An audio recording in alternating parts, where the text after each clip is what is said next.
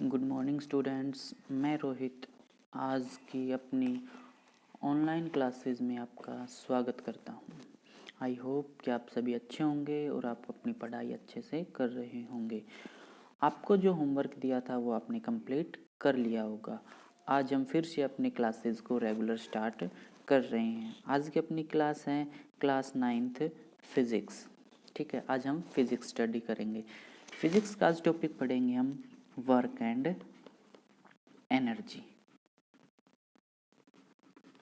ठीक है, work and energy. First of all हम पढ़ेंगे कि जो वर्क होता क्या है। वर्क होता क्या है, वर्क मतलब जो आपको काम है वो क्या होता है।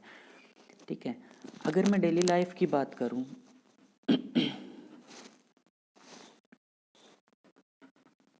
अगर मैं डेली लाइफ की बात करूं तो आप अपनी डेली लाइफ में रेगुलरली जो काम कर रहे हैं आपके हिसाब से तो वो काम है। जैसे कि आपने काम किया रीडिंग बुक्स, कुकिंग या गेमिंग। ठीक है, आपने बुक्स पढ़ ली, आपने कुकिंग कर ली, आप खेल रहे हो। ठीक है, तो आप दिन भर क्या करते रहते हो, काम करते रहते हो। तो ये जो आपने काम किया, ये फिज़िक्स पॉइंट ऑफ व्यू से आपने ये जो काम किया, ये काम वर्क नहीं कहलाता। क्योंकि जो आपका वर्क होता है फिज़िक्स में वो बिल्कुल अलग होता है। जैसे कि आपने कोई भी एक ऑब्जेक्ट लिया, ठीक है, इस ऑब्जेक्ट के ऊपर आपने क्या किया, एक फोर्स अप्लाई किया। फोर्स अप्लाई करने के बाद ये जो ऑब्जेक्ट है अपनी अपनी जगह से क्या हो जाए, डिस्प्लेस हो जाए।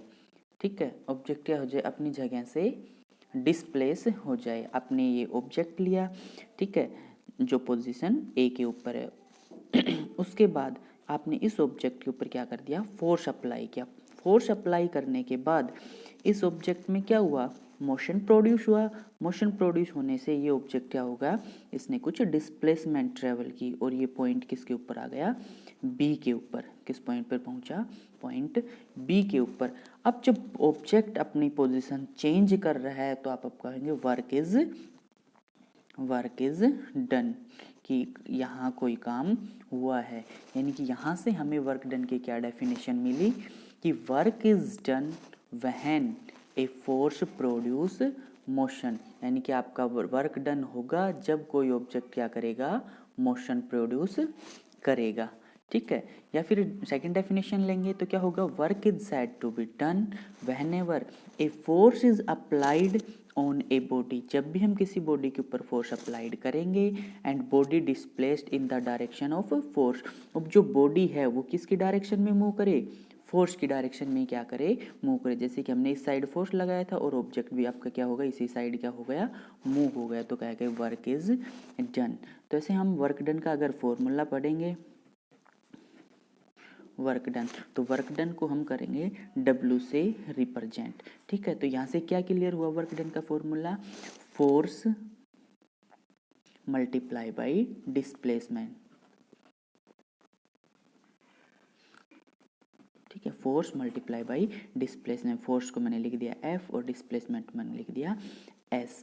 तो क्या हो गया, फोर्स मल्टीप्लाई बाई डिस्प्लेसमेंट, यानी कि F मल्टीप्लाई बाई S। वैसे जनरल ऑफ फॉर्मूला क्या पढ़ते हैं, FS कोस ऑफ थीटा। यानी कि जो आपका थीटा है वो क्या होता है, एंगल।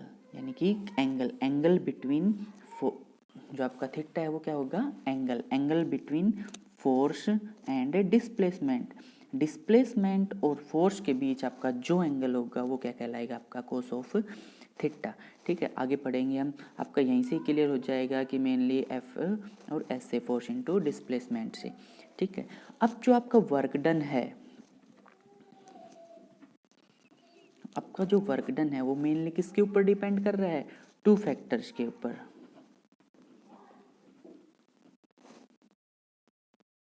ठीक है, किसके ऊपर डिपेंड कर रहा है, टू फैक्टर्स के ऊपर। फर्स्ट है आपका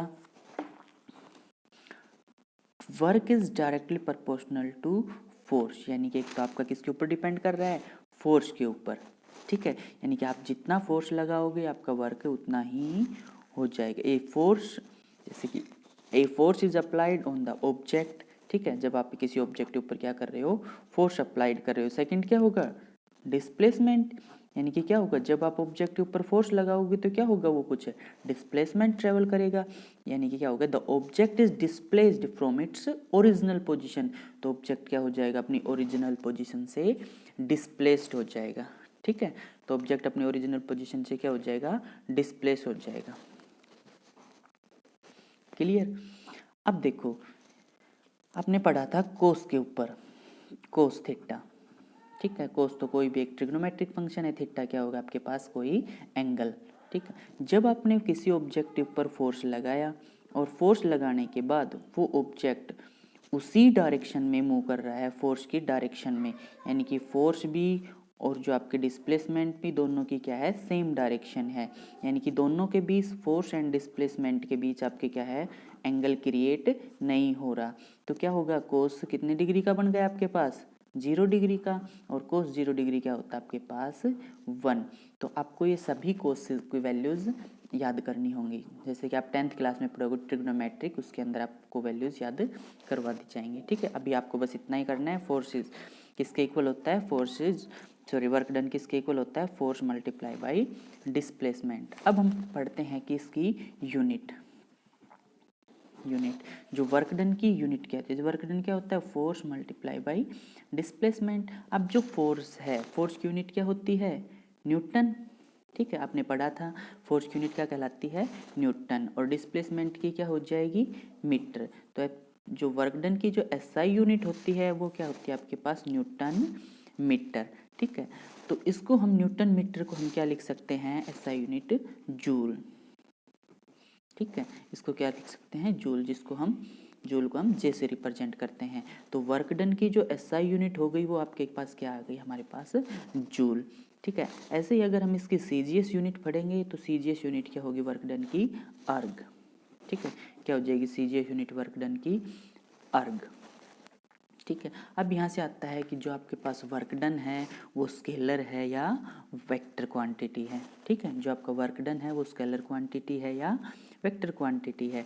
अब देखो जो आपका फोर्स है, जो फोर्स है ये कैसी क्वांटिटी है फोर्स की, वेक्टर, और डिस्प्लेसमेंट भी क्या है, वेक्टर। ये दोनों क्वांटिटीज़ क्या आपके पास, फोर्स एंड डिस्प्लेसमेंट की वेक्टर, तो आपके पास जो वर्क है, वर्क क्या हो जाएगा आपके पास, स्केलर क्वांटिटी।